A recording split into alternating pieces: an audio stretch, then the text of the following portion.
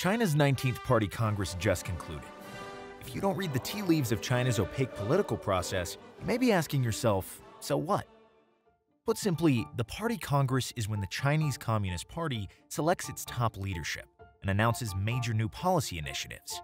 These congresses only occur once every 5 years and are attended by some 2,300 delegates. While the Congress meetings in Beijing last a full week, there are no impromptu speeches or filibustering delegates. It is a carefully scripted affair where major decisions are usually made in advance. Think of the 19th Party Congress as an unveiling. China's new leaders are revealed, and new policies are announced. This event has a lot of bearing on which direction China will go next, which increasingly affects the rest of the world too. To understand its importance, we can go back to the last Party Congress.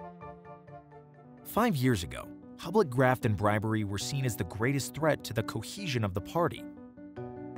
Xi Jinping, who at the time was relatively unknown, became head of the party. His mandate was to transform the way that China is governed through a vast anti-corruption campaign. Xi's anti-corruption campaign has seen sweeping results, with the arrest and prosecution of more than 1 million officials, from corrupt low-level bureaucrats to politicians in the highest reaches of power. In October of 2016, he was elevated to the status of core leader. But what about the other leaders around him?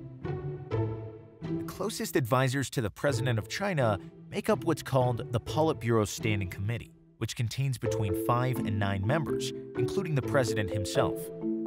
Further from the locus of power, the Standing Committee is part of a larger group of 25, called the Politburo, which contains members from all different sectors of the government, including representatives from major cities and provinces, the Congress, and the military. After months of media speculation about internal Politburo decisions, the party finally unveiled its new top leadership.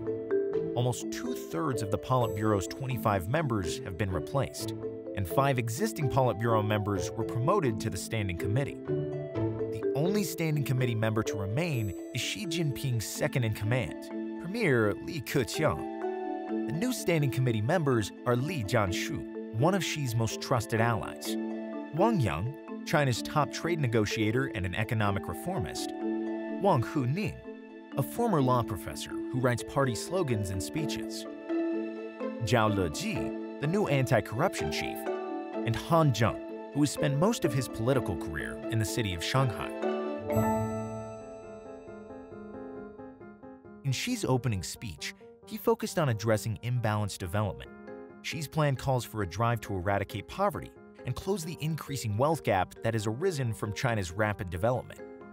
Xi also talked about sustainable development, which will involve further reform to state-owned enterprises and a push for high-tech innovation and artificial intelligence. Despite his focus on development, Xi is also adamant in preserving a Marxist outlook in modern China and has added his name to the party constitution. It will take at least 5 more years to see the full effects of Xi Jinping's vision for the Communist Party and for China's future. But one thing is certain: China under Xi Jinping is changing.